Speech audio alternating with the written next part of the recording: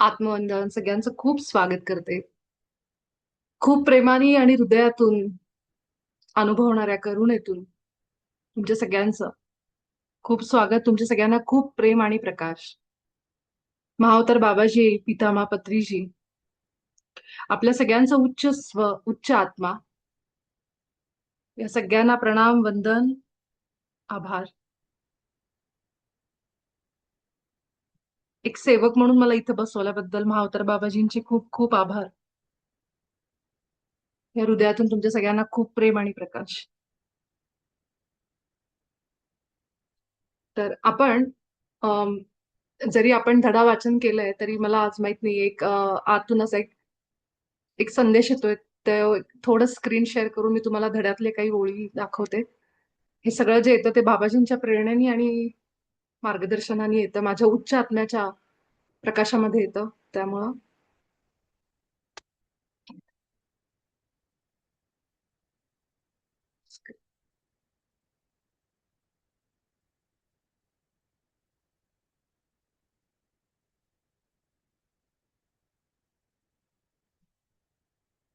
तर मला आज हे फार असं आतून असं फील होतंय की हे दाखवावं पुन्हा एकदा. हे आपण केलेलं आहे. त्यातली 2-3 वाक्य मला जास्त वाटतात की सांगावीत. त्यातलं पहिलं जे वाक्य आहे ते म्हणजे लक्षात ठेवा की सर्व काही आणि प्रत्येक जण, हे वाक्य. फक्त लक्षात ठेवा की सर्व काही आणि प्रत्येक जण आपल्या आनंदासाठी बनलाय. केवळ प्रेम, कृतज्ञता आणि क्षमाशीलतेने तुमच्या वापरासाठी याचा दावा करणं आवश्यक आहे. हे वाक्य मला असं वाटतं की सगळ्यांबरोबर शेअर करावं. तर ज्या कुठल्या गोष्टी आपल्याला आयुष्यात दिलेल्या आहेत, आपल्या भौतिक आयुष्यामध्ये असतील, आपल्या संसारात कुठली पण गोष्ट असेल, ती आपल्या आनंदासाठी आहे, बनवली गेली. ज्या कोणी लोकांनी ह्याच्या इच्छा भगवंतापुढे मांडल्या असतील, की आम्हाला असं काहीतरी साधन पाहिजे. पूर्वी जेव्हा तार असायची, चिठ्ठ्या असायच्या, पत्र असायची, तेव्हा लोकांची खूप गैरसोय व्हायची, की इच्छा असून पण त्या वेळेवर बातम्या पोहोचायच्या नाहीत. असं व्हायचं आणि त्यावेळेस कुणीतरी विचार केला असेल, की हे काय आहे? आपल्याला असं काहीतरी साधन पाहिजे, की जे साधन पटकन एकमेकांशी संवाद करायला मदत करेल. आणि जोपर्यंत तो एक त्रास होत नाही त्या गोष्टींचा, की वेळेवर आपली पत्र, आपले संदेश एकमेकांना पोहोचत नाहीयेत. तर जोपर्यंत तो त्रास झाला नाही, तोपर्यंत कुणाच्या डोक्यात असा विचार पण आला नसेल, की असं काहीतरी मिळावं, असं काहीतरी निघावं. मी अगदी ज्यांनी टेलिफोनचा म्हणजे म्हणतो ना आपण, ज्यांनी शोध लावला, अगदी त्या काळातल्या गोष्टी बोलतेय. ज्या कोणत्या माणसाच्या मनामध्ये हा विचार आला असेल, की असं एक साधन पाहिजे, मग त्या आयडियाज सगळीकडे पसरल्या आणि मग ते पुढे सगळ्याचा विकास झाला, हे सगळं आपल्यापर्यंत पोहोचलं. हे सोडून द्या. पण त्याची जी सुरुवात आहे ना, ती गरजेपोटीच झाली, की गरज होती म्हणूनच त्या पद्धतीने शोध लागले गेले. पण ही गरज निर्माण होताना त्रास झाला असणार आहे. म्हणूनच ती गरज निर्माण झाली, की मला ते पाहिजे. तसंच आपल्या आयुष्यात आहे. आपल्या आयुष्यात त्रास झाल्याशिवाय गरज निर्माण होते आणि गरज निर्माण नाही झाली, तोपर्यंत आपण बोलत नाही. आपल्याला वाटत नाही, की सगळं जे चांगलंय चाललंय ते चांगलंय, बरं आहे. पण ज्यावेळेस मला आतून कळवळून तो त्रास होतो, दुःख होतं, त्यावेळेस मी काहीतरी म्हणते, की नाही मला ह्याच्यामध्ये बदल पाहिजे, काहीतरी पाहिजे मला. मग त्यावेळी आपण मागतो आणि जेव्हा आपण मागतो, बोलतो, इच्छा प्रकट करतो, विचार येतो आपल्या आतमधून जो त्या गरजेनुसार, डिमांड तसं सप्लाय, त्यानुसार मग पुढच्या गोष्टी आपल्याला सुचायला लागतात. मग आपल्या त्याच विचारातून त्या सगळ्या गोष्टींची रचना व्हायला लागते. तर कुणाच्या तरी मनात येणं गरजेचं आहे, की आम्हाला आता पत्र, तार ह्याच्यापेक्षा असं काहीतरी साधन पाहिजे संवादाचं, की जे पटकन आमचे संदेश एकमेकांपर्यंत पोहोचेल. तर हे येणं गरजेचं होतं आणि त्यासाठी त्रास होणं गरजेचं होतं. असं काही नाही, की त्रासच झाला पाहिजे. सहज पण आपल्या कुणाच्या तरी मनात एखादी कल्पना येऊ शकते. पण हेतू असा आहे सांगायचा, की तशी गरज वाटली पाहिजे. आणि जेव्हा गरज वाटते, तेव्हा ते जास्त उत्स्फूर्तपणे आतून येतं ते बाहेर आणि मग त्यावेळेस त्यावर कुणीतरी एक पाऊल उचलतं आणि मग त्याची रचना सुरू होते. आपल्या घरामध्ये असलेल्या प्रत्येक गोष्टीचीच रचना ह्याच्यातनंच झाली बघा. पूर्वी आपण म्हणायचो एवढ्या सुखसोयी नव्हत्या घरामध्ये. जशा-जशा त्या वाढल्या सगळं झालं. कारण लोकांना गरज वाटली त्याची म्हणून त्याची सगळ्याची निर्मिती होत गेली. तर हे वाक्य मला असं आतून असं एक गाईड मिळतंय, की हे लक्षात ठेवायला पाहिजे, की आपण प्रत्येक जण व्यक्ती आणि प्रत्येक गोष्ट आपल्या आयुष्यात आपल्याच आनंदासाठी बनलं गेलंय. आनंद म्हणा किंवा अनुभव घेण्यासाठी. जरी त्या माणसाबरोबर मला आनंद मिळत नसेल, दुःखाचा का होईना मी अनुभव घेतेय त्या माणसासोबत, तरी पण तो दुःखाचा अनुभव हे सुद्धा ह्या शरीरात आल्यानंतर जीवाला घ्यायचा असतो. कारण जीव हा कायम सच्चिदानंद स्वरूपात आहे. पण जेव्हा तो शरीरात येतो तेव्हाच या सगळ्या भावनांचा, द्वेष असेल, राग असेल, ह्याचा सगळ्यांचा अनुभव घेतो. म्हणून त्याच्यासाठी हे सगळं जागृत अवस्थेमध्ये बघायला गेलं तर वाईट वाटतं आपल्याला. कारण आपली ती सहज स्थिती नाहीये. दुःखात राहणं, द्वेषात राहणं, तिरस्कारात राहणं. ती आपली आपली नॉर्मल नॉर्मल स्थिती नाहीये. व्हायब्रेशन्स आपले नॉर्मल व्हायब्रेशन्स काय आहेत? प्रेमाचे, करुणेचे, हसण्याचे. आपल्याला आवडतं विनोद ऐकायला, विनोद करायला. आपण कायम अशा आनंदात राहण्यासाठी तळमळ करतो.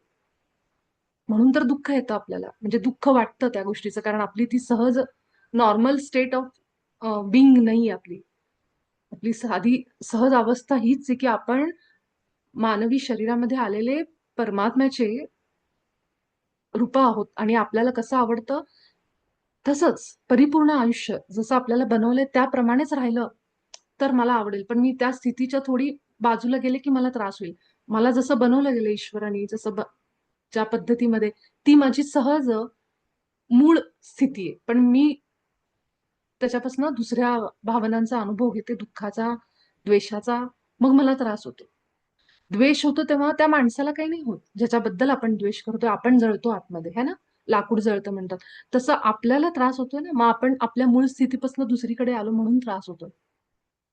द्वेष, कुणाचा तरी द्वेष वाटणं म्हणजे पण नरकासमान यातना आहेत आपल्याला. त्या माणसाला काही नाही. आणि आमच्या इथं लाईट गेलेली आहे. एक मिनिट.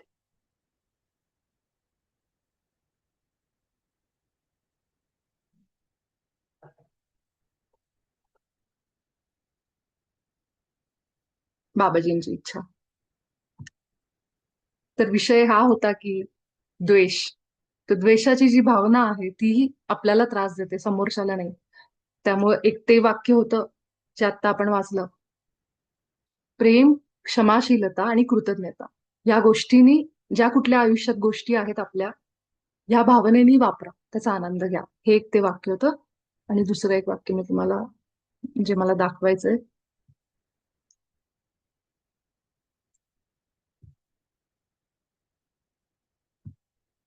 हा, हे झालं.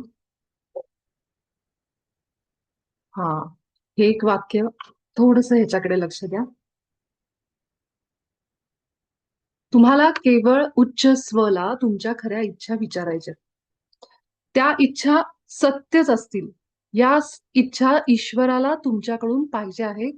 कारण या इच्छा ईश्वराच्या विचारांसोबत सुसंगत आहेत. म्हणजे एक आहेत. ईश्वराचे विचार आणि आपले विचार सारखे. ईश्वराला जे आपल्या आतून जगायचंय ना, त्या इच्छेसोबत आपली इच्छा एक झाली की आपलं काम लगेच होतं. इच्छापूर्ती.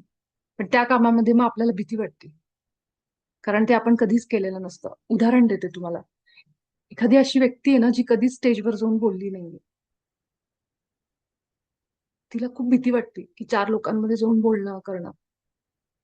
किंवा अशी एखादी कुठल्यातरी खेड्यात बसलेली, गावात बसलेली स्त्री आहे. तिला YouTube चॅनल काढायचंय. काहीतरी रेसिपीज असतील, काही असं. काहीच नाही तर बायका नुसतंच हाय हॅलो करतात YouTube चॅनलवर येऊन. तर ती इच्छा आहे त्या बाईची. तिला वाटते, की माझ्यामध्ये काही स्किल नाहीये, पण मला असंच YouTube चॅनल काढायचंय. लोकांनी मला बघावं, मी प्रसिद्धी मिळवावी, अशी पण इच्छा असते ना. अशी इच्छा होऊ शकते ना. आता जर समजा तिच्या या आयुष्यामध्ये ती कधीही 4 लोकांसमोर उभं राहायचं डेअरिंग तिच्यात नसेल. पण तिला आतून इच्छा तर खूप आहे. अशा वेळी आतून सारखा आवाज येणार, की असं काहीतरी सुरुवात कर. त्यावेळी पहिली तर गोष्ट ती खूप घाबरलेली असेल. आत्मविश्वासाची पूर्ण कमतरता. तिला वाटतच नसेल, की आपण असं उभं राहून 4 लोकांमध्ये काही बोलू शकतो.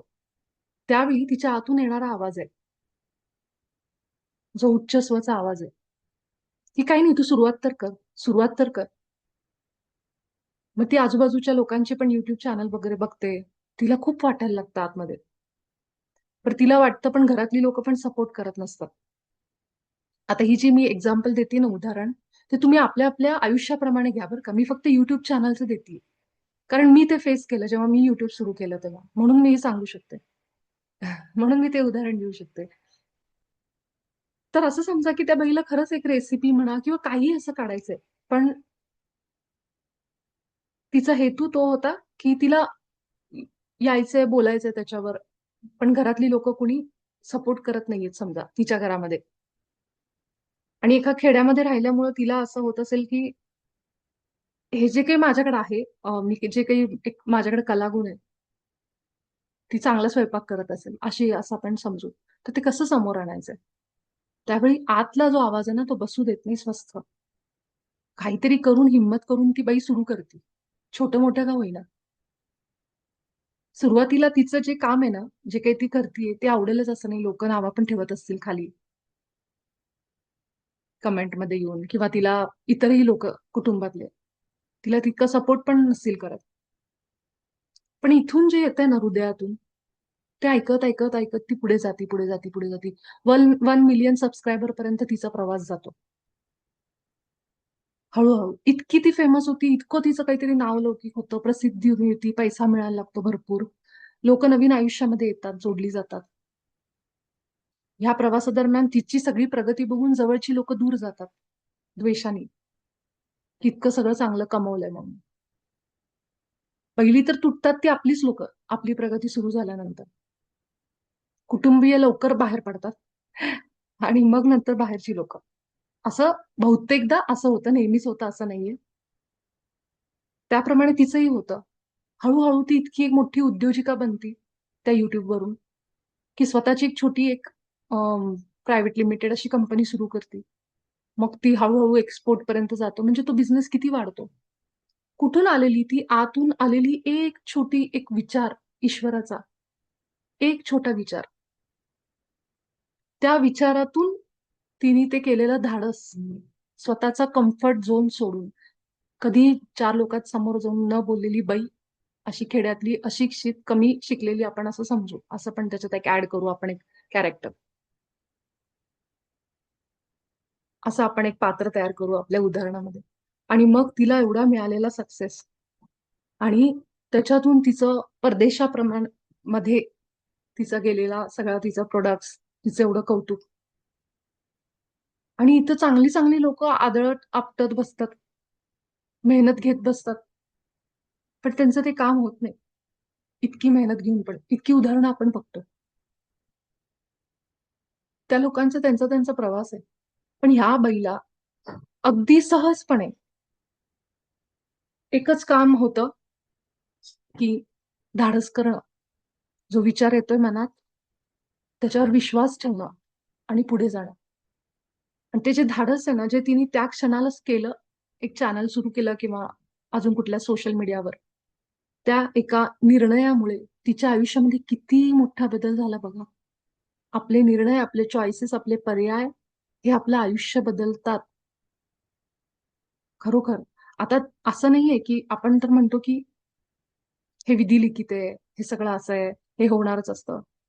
आपल्याकडे पर्याय आहे, पण तो पर्याय आपण आपल्या आतल्या आवाजाचा ऐकून बऱ्याचदा निर्णय चुकतात सुद्धा. पण तो आपला सोल प्लॅन पण असू शकतो, की आपल्याला हे धडा घ्यायचाय म्हणून. पण ज्यावेळी असा एक स्फूर्त विचार येतो ना आतून, आपल्या हायर सेल्फकडून, आपल्या उच्चस्वकडून, त्यावेळेस जर आपण त्याला फॉलो केलं, थोडंसं आपलं कम्फर्ट तोडून, की मी हे कधी केलं नाही, पण मी करून बघते, हरकत नाहीये.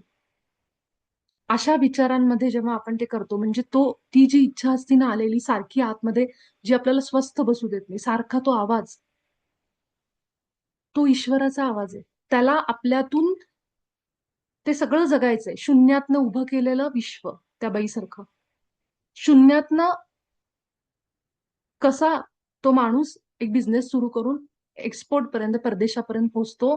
कसं एक उद्योजिका बनून स्वतःची कंपनी. हे सगळं जे आहे ना, हे सगळं अनुभव करायचं त्या जीवाला आणि आतमध्ये बसलेल्या ईश्वराला. म्हणून ती ईश्वरी इच्छा आहे. आणि त्यासोबत आपण आपला जेव्हा विचार जुळतो, आपल्याला पण तेव्हा जेव्हा वाटतं ते विचार सारखे मनात येतात. ते मनात येणारे विचार आपल्या उच्चस्वाचे, की तुझा हा प्लॅन आहे, तू ह्याच्यावर जा, तुला ह्याच्यात जास्त सक्सेस आहे. पण मी घाबरते. मी घाबरते. माझ्या आत भीती आहे. हे सांगण्याचं मूळ कारण असं आहे, की भीती, घाबरणं ह्या गोष्टी आपल्याला खऱ्या इच्छांवर काम करू देत नाहीत, की माझा आतून ईश्वर जे मला ओरडून-ओरडून सांगतोय, की "तू ह्याच्यासाठी बनलीस, तू हे सुरुवात करून बघ." आणि असं पण होतं, एकदा त्याच्यात अपयश पण येतं. पण तरीही पुन्हा विश्वास ठेवून जेव्हा आपण तरी तीच गोष्ट करतो समजा, धाडस, पुन्हा धाडस. भीती बाजूला काढली. त्या अपयशामागे पण काही कारणं असतात. जेव्हा मी दुसऱ्यांदा पुन्हा तीच गोष्ट, एखादी गोष्ट अशी करायला जाते, पहिल्यांदा मला अपयश आलं असेल. पण ज्या अर्थी आतून माझ्या ती इच्छा प्रकट झाली, त्या अर्थी देअर इस अ रिझन. काहीतरी कारण आहे, त्याशिवाय हे असं होणार नाही. जसं बाबाजी म्हणतात, की तुमच्या विचारांनीच तुम्ही सगळं निर्माण करता. आता तो विचार प्रकट जेव्हा झाला, तेव्हा मी जास्त करून कुठल्या एनर्जीमध्ये होते? भीतीमध्ये होते का तसाच माझा रिझल्ट असणार? मला अपयश येणार सुरुवात करताना. बघा ना, कुठल्याही कामाची सुरुवात आपण करतो ना, छोटं-मोठं असेल, बिझनेस असेल, काय असेल, आपण खूप घाबरत-घाबरत करतो. ही जी घाबरण्याची प्रवृत्ती, ही जी भीती आहे ना, ती एनर्जी आपण त्याला देतोय.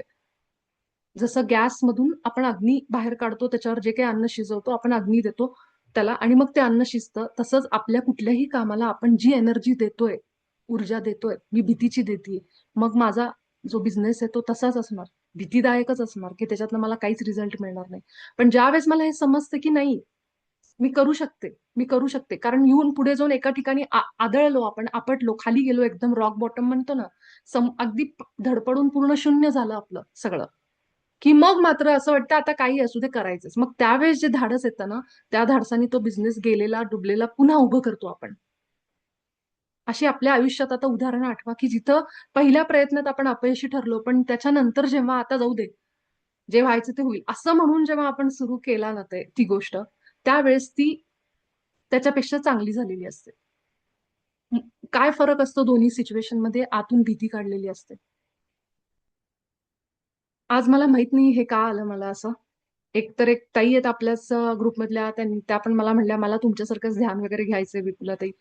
मी म्हटलं, "जरूर घ्या." कारण तुमच्या आतमध्ये इच्छा तेव्हाच प्रकट होती जेव्हा ती ईश्वराची म्हणजे ध्यान घेण्यासारखा जो एक कर्म आहे, ध्यान घेणं, लोकांना कुठल्यातरी गोष्टीमध्ये ज्ञान देणं, ह्या कर्मामध्ये कधीच ईश्वरी गुण नाही असं होत नाही. कारण आपण निस्वार्थी भावनेने काहीतरी करतोय समाजासाठी. आणि मला ह्याचा अभिमान आहे, की माझ्या आत्म्याने ते निवडलं. अहंकार नाहीये. पण अभिमान आहे, की मी ज्या फेजमधून आयुष्याचे गेले, ती सोपी नव्हती. त्यामुळे त्यातनं मी हा मार्ग निवडला. ह्यासाठी मी माझ्या उच्च आत्म्याचे, माझ्या आत्म्याचे आभार मानते आणि त्याच्यावर मला I am proud of myself हे मी म्हणू शकते. काही असू दे त्याचा रिझल्ट काय असेल ते असेल. पण मी माझा कम्फर्ट तोडून बाहेर आले. हेच मला माझ्यासाठी सक्सेस आहे. सक्सेस म्हणेन मी खरं सक्सेस आणि फेल्युअर ह्याच्यात बघत नाही याला. पण तरी पण मला ते माझ्यासाठी असं आहे, की मी ऐकलं. पहिल्यांदा माझ्या आयुष्यात काहीतरी ऐकलं. ह्याच्यात मला आनंद आहे. त्यामुळे तुमच्यापैकी अशी जर कुणाची इच्छा असेल काहीही करण्याची, ध्यान असेल, अध्यात्मात असेल किंवा तुमच्या पर्सनल वैयक्तिक आयुष्यामध्ये पण काही अशी गोष्ट करायची तुम्हाला ज्याच्यासाठी धाडस होत नाहीये. आतून असं फिलिंग खूप येतंय, खूप करावं-करावं वाटतंय, पण नाही होत आहे ते. तर जेव्हा तुम्ही ह्या आठवड्यामध्ये इच्छांचा, खऱ्या इच्छांचा दावा करणं, हा आठवडा ह्याच्यासाठीच आहे, की अॅनलाईज करणं स्वतःला, की मला काय पाहिजे आणि मी कशाला घाबरतीये? कुठली गोष्ट जी मला थांबवतीये? कारण इच्छा कळली मला आता, पण मला त्याच्यावर स्टेप घेता येत नाहीये. मॅनिफेस्ट करायला ईश्वर तुमच्या झोळीत टाकायला तयार आहे. तुम्ही सुरू तर करा, पण ती झोळीत टाकण्याकरता मला पाहिजे तरी माझी झोळी, की हां, मी घ्यायला तयार आहे. हे पण महत्वाचं आहे ना. म्हणून मला तो गॅप दिसत होता, की पुढच्या आठवड्यामध्ये आपण मॅनिफेस्ट कसं करायचं बघणार. या आठवड्यामध्ये इच्छा ओळखणार. पण तो जो मधली गोष्ट आहे ना, की मला एक ब्लॉकेज आहे आतमध्ये. मला ती भीती आहे, की मला हे जमेल किंवा नाही. ती तर काढली पाहिजे आधी. मग आपण मॅनिफेस्टेशनकडे जाऊ. तर हे आज हे तर मला इतकं आतून उत्स्फूर्तपणे हा मेसेज येत होता मगापासून. म्हणून मी आज पुन्हा एकदा शेअर केला हा धडा, की जेव्हा तुमच्या आतमध्ये अशी इच्छा प्रकट होते, ज्यामध्ये भीती नाहीये. म्हणजे जे कर्म आपल्या हिताचं आणि आपल्या हिताचं असलं पाहिजे ना. आपल्याला पण पैसा कमवायचा तर ते आपलं हित आहे. आपण का नाही बघायचं आपलं हित? पैसा का नाही कमवायचा? त्याच्यात काय वाईट आहे? कारण पैसा कमवल्यानंतर जे सुख मिळणार आहे मला, माझ्या घरामध्ये चांगली गोष्टी येतील, मी चांगलं आयुष्य जगेल, हे पण ईश्वरी गुणांमधलंच आयुष्य आहे. त्याच्यात काही वाईट नाहीये.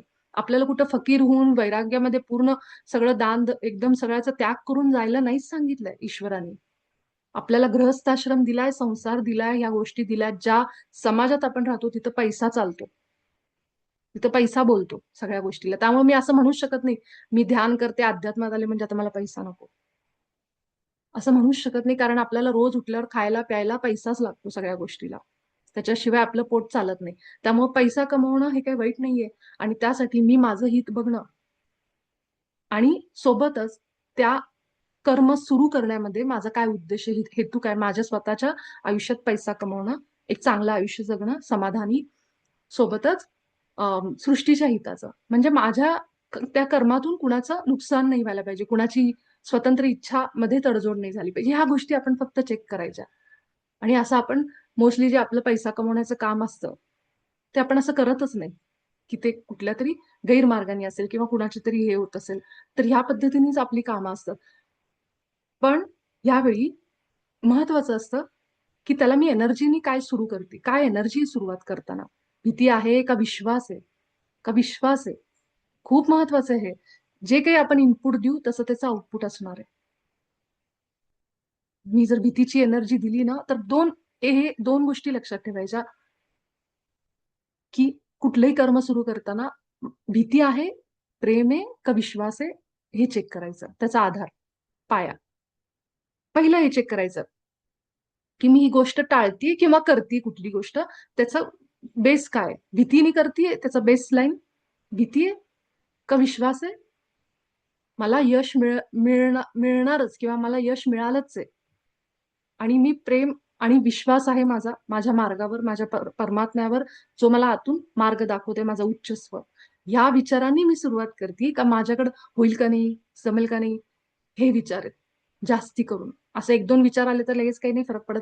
पण जर आपण कंटिन्युअसली त्या विचारांनी सगळी कामं करतोय, मग मात्र त्या कामाचा रिझल्ट सुद्धा आपल्याला तसाच मिळणार आहे. म्हणून इथं हे जे पॅरेग्राफ आहे ना, हा खूप छान आहे. आज मला ज्या ताई म्हणत होत्या ना, मला ध्यान सुरू करायचे किंवा काय, मी त्यांना म्हटलं की तुमच्या आतमधून ही ईश्वरी इच्छा प्रकट होती, याचा अर्थ तुम्ही त्याच्यावर काम करा जरूर. स्वतःला तयार करा त्यासाठी आणि सुरू करा. पहिली सुरुवात तुम्हाला थोडी भीती वाटेल, जी प्रत्येक कामाला आपल्याला वाटते. कारण माणूस आपण असे आहेत की आपल्याला बदल नको असतो. आपल्याला जे चाललंय ते बरं आहे ना, कशाला उगाचच दुसरं नाही ते करत बसायचं, असंच वाटतं आपल्याला. असंच वाटतं आपल्याला.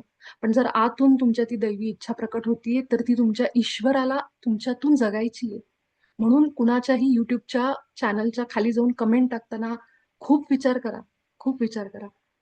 कारण ती जी व्यक्ती आहे ना, काही का त्याचं काही कंटेंट काही महत्वाचं पण नसेल ना, त्याच्यातनं आपल्याला काही शिक्षण पण नाही मिळत. पण त्या माणसाची ती इच्छा आहे आणि स्वतंत्र इच्छा आहे परत. फ्री विल आहे त्या माणसाला, की मला हे करायचंय असंच मजा म्हणून. प्रसिद्धीसाठी करतात काही लोक पैसा मिळवण्यासाठी, काही लोक कशासाठी पण. उद्देश काही का असेल. पण आपण जेव्हा कुणाच्या खाली जाऊन तिथं कमेंट टाकतो, तेव्हा आपण ईश्वराला लिहित आहोत. जे काही लिहितोय ते. कारण साक्षात ईश्वर त्याच्या आतून ती इच्छा व्यक्त करतोय. कितीतरी अशी लोक आहेत ना, सेलिब्रिटी वगैरे, हे सगळे जे स्टार लोक, सेलिब्रिटी पिक्चर ह्याच्यामध्ये काम करणारे, ते सोल प्लॅन घेऊन आलेले असतात. की ह्या जन्मामध्ये त्यांना ते तो सक्सेस, तो प्रसिद्धी मिळवायची, त्यांना फेमस व्हायचंय, हे त्यांचं सोल प्लॅन आहे. आणि जी लोक त्यांना नावं ठेवतात ती पण त्यांच्या सोल प्लॅन मध्येच असतात.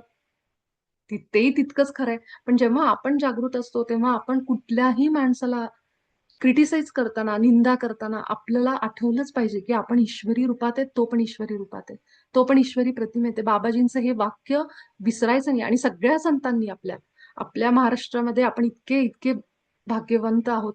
सगळ्या संतांनी सांगितलंय, कधीही कुणाची निंदा करू नका, हे वाक्य लक्षातच ठेवायचं. ते त्याच्या कडक विरोधात होते, निंदा करायच्या पूर्ण विरोधात होते आपले संत. कधीही तुम्ही त्यांचं कुठलंही ऐका की ते म्हणायचे, अरे निंदा करू नको, निंदा करू नको. कारण त्यांना माहित होतं हे सगळं सत्य. ते सगळे पार झालेली लोक होती. त्यांना सगळ्यांना माहित होतं की आपण कुणाची निंदा करतोय. ह्याच्यातही विठ्ठल आहे, ह्याच्यातही विठ्ठल आहे, ह्याच्यातही विठ्ठल आहे, ह्याच्यातही विठ्ठल आहे. माऊली माऊली माऊली, सगळ्यांमध्ये विठ्ठलाचं रूप बघणारी ती लोक कसं काय कुणाची निंदा करतील, किती तो माणूस वाईट असू दे. आणि आपल्या इथं आपण तरी किमान जी लोक आपण साधनेत आहोत, विचार करावा निंदा करताना, मी समोरच्या ईश्वराची निंदा करतोय. आपल्याला आपण बघतो कितीतरी बायका त्यांचं आयुष्य जगतात ना, ते जॉब करणाऱ्या किंवा काय, मग त्यांना खूप लोक नावं ठेवतात, हे करतात, ते खूप काय काय खूप चाललेल्या आहेत गोष्टी. जे जसं चाललंय तसं चालू दे. आपल्याला काही हक्क नाहीये कुणाच्या आयुष्यात जाऊन त्यांच्या ह्याच्यावरनं बोलण्याचं, जीवनशैलीवरनं. कारण हे कारण आहे त्याचं. कारण त्यांच्या आतमधून उठणारा जो येणारा आवाज आहे ना, तो त्यांना स्वस्थ बसू देत नसतो आणि तो आवाज त्यांच्या उच्च स्वचा असतो आणि तो उच्च स्व त्यांना सांगत असतो, की "ते हे कर, तू हे कर, तू हे कर."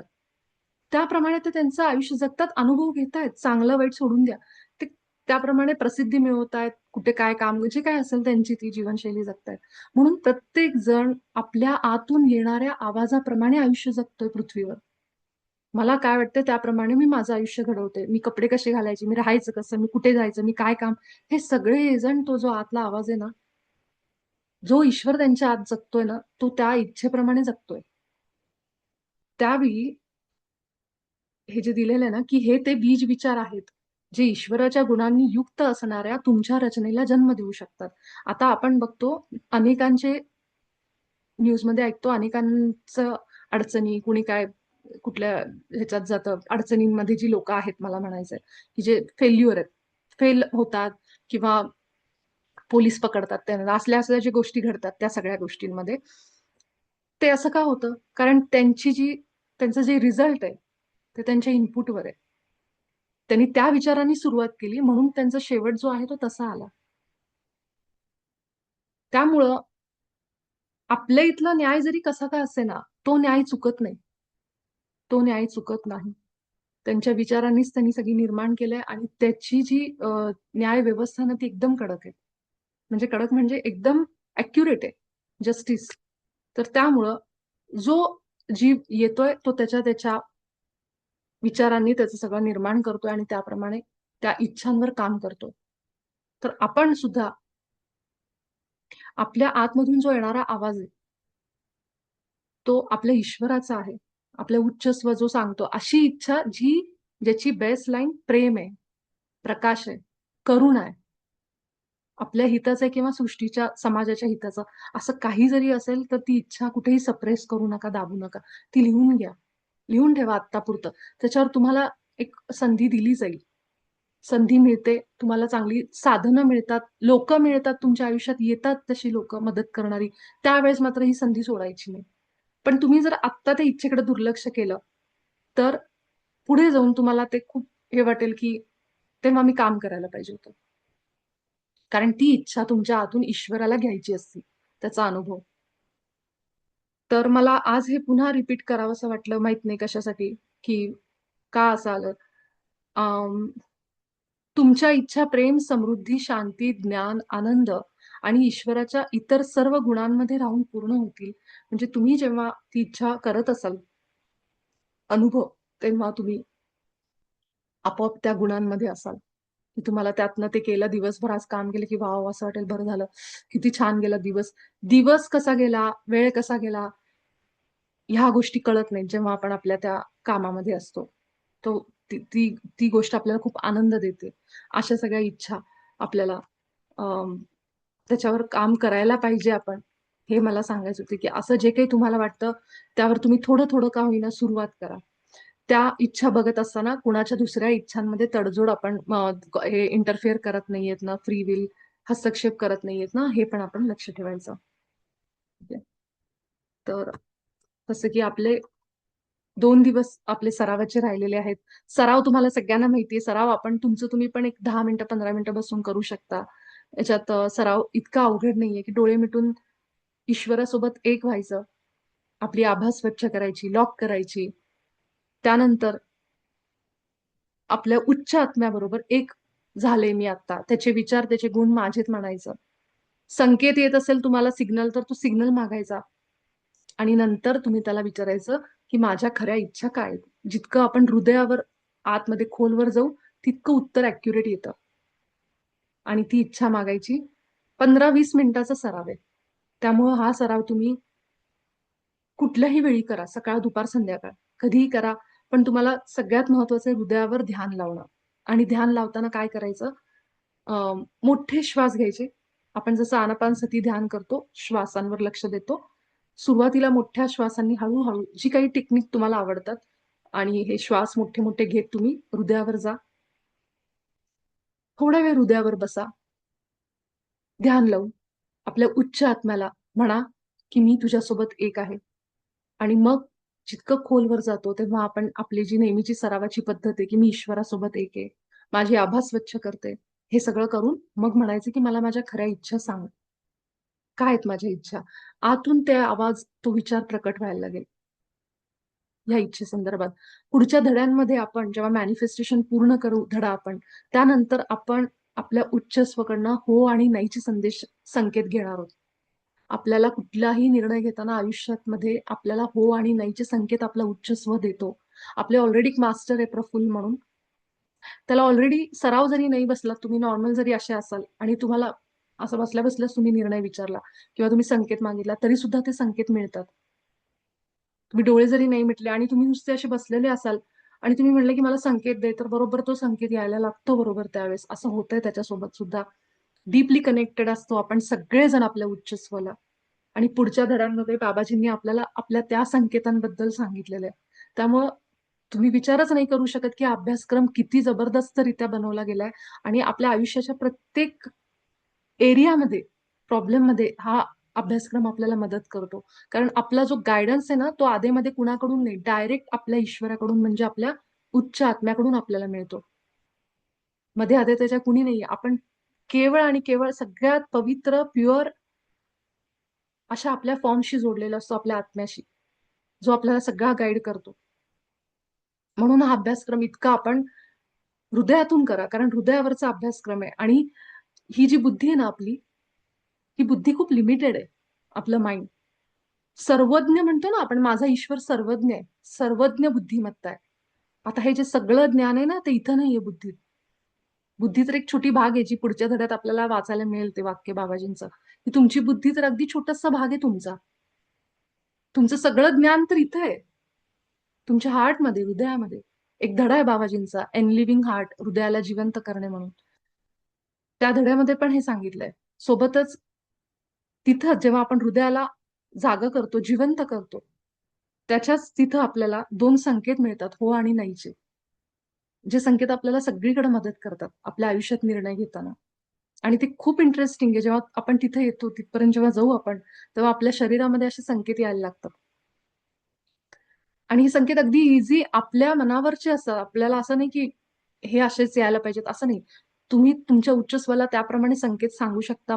तुम्ही स्वतः ते कस्टमाइज करू शकता म्हणजे असे संकेत आहेत ते. तर हे सगळं आपल्याला पुढे शिकायचं युनिफाईडमध्ये. पण त्याआधी आपण हे सगळं समजून घेतलं पाहिजे, की मी कुठेतरी माझ्या आतून जे येणारा आवाज आहे, त्याला दुर्लक्ष तर करत नाहीये ना. हे पण महत्वाचं आहे. तर मग आपण युनिफाईडमध्ये काहीतरी शिकतोय. जे बाबाजी म्हणतात, की तुम्ही इतके दैवी आणि फ्री सोल आहात. तुम्हाला तुमच्याकडे सगळ्या पॉवर आहेत. मग कशासाठी आपण घाबरतोय? कशाची भीती आपल्याला? कारण भीती काढल्याशिवाय आपण पुढे जाऊ शकत नाही. भीती हा मोठा ब्लॉकेज आहे आपल्या आयुष्यातला आणि सगळ्या गोष्टीतला. तर भीती आणि विश्वास आणि प्रेम ह्या सगळ्या गोष्टी एकत्र नाही राहू शकत. म्हणून हळू भीतीवर काम करा, की मला ह्या कम्फर्टमध्ये बाहेर जाऊनच, पडूनच मला काहीतरी करावं लागणार आहे. जे काही आतून येतं त्याला ऐका. तर इच्छा मिळवणं अवघड नाहीये, पण त्या इच्छांवर काम करणं अवघड आहे ना. कारण मला इच्छा मिळाली, माझा उच्च स्व सांगतोय आतून, तळमळीने सांगतोय, "तू हे कर, तू हे कर, तू हे कर." पण मी ते ऐकतच नाहीये. "राहू दे करू, जाऊ दे, काय आता करायचं घेऊन, माझं वय आहे का?" अशा काही आपल्या मनात विचार येतात. हे सगळे आपले ब्लॉकेजेस आहेत. तुम्ही इच्छा नाही पूर्ण केली, पुन्हा तुम्हाला जन्म घेऊन यावं लागेल त्या इच्छा पूर्ण करायला. आपण म्हणतो ना, इच्छा वासना अडकल्या. ते खरं आहे अगदी. कारण तुमचा सोल प्लॅन तो आहे. तुम्ही जितक्या लवकर हे समजून घ्याल, तितकं त्याच्यावर काम कराल आपल्या इच्छांवर, तितके तुम्ही एक चांगलं आयुष्य जगाल. नाहीतर मग आमचं वयच एवढं आहे, आमचं हेच आहे, तेच आहे करून आपण कारणं खूप देतो त्यासाठी. तर असं न करता आपण जिथं कुठे आहोत, ह्या सगळ्या गोष्टींचा विचार करा. हेच आहे परिपूर्ण आयुष्य जगणं. आपण इथं कुठेही निराश होण्यासाठी, रडण्यासाठी, पडण्यासाठी ह्या गोष्टींसाठी नाही आलो आपण. आपण खूप सुंदर आयुष्य जगायला आलोय. जे बदल आपल्याला आता दिसतायत ऑलरेडी सुरू झालंय परिवर्तन आपल्या समाजामध्ये. आणि ते येणाऱ्या काळामध्ये अजून वाढणार आहे. खूप वाढणार आहे आपण खूप वेगळ्या पृथ्वीवर जगणार आहेत. त्यामुळे ह्या सगळ्याची सुरुवात ऑलरेडी सुरू झालेली आहे सगळी आणि अशी एक पृथ्वी ऑलरेडी तिथं आहे. आपण फक्त जायची तिथं आपला उच्चस्व वाट बघतो ह्या सगळ्या गोष्टींची. तर हे आज मला आतून आलेला गाईडन्स होता, जो मी तुमच्या सगळ्यांबरोबर शेअर केला. तुम्ही सराव जरूर करा, पण हे पण लक्षात ठेवा. शीतलताईंनी लिहिलंय, मी पण अशीच अशीच माझा बिझनेस लॉसमुळे कॉन्फिडन्स होत नाहीये. ज्या अर्थी त्या लॉसमध्ये जो लॉस असेल, बिझनेस लॉस जो झालाय, त्या अर्थी तुम्हाला त्याच्यातून काहीतरी एक धडा होता, एक लेसन होता. जे काही तुमची ती एक विचारांची सायकल होती, ती तिथं संपलेली आहे असं समजा. आणि एका नव्या विचारांनी, नव्या एनर्जीनी सुरुवात करून बघा.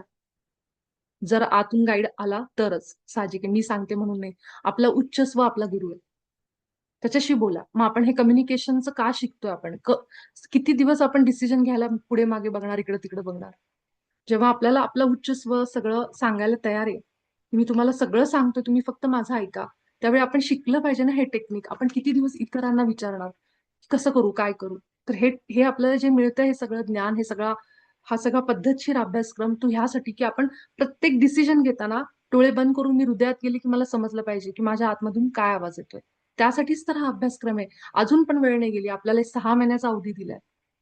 अजूनही आपण हे टेक्निक व्यवस्थित डेव्हलप करू शकतो. इतके चांगले आपण त्याच्याबरोबर संवाद करू शकतो, की आपल्याला प्रत्येक निर्णयामध्ये आपला उच्चस्व आतून मदत करतो. तर आपण बाबाजींचे आभार मानू आणि आपण सगळे भेटू उद्याच्या सत्रात. खूप धन्यवाद.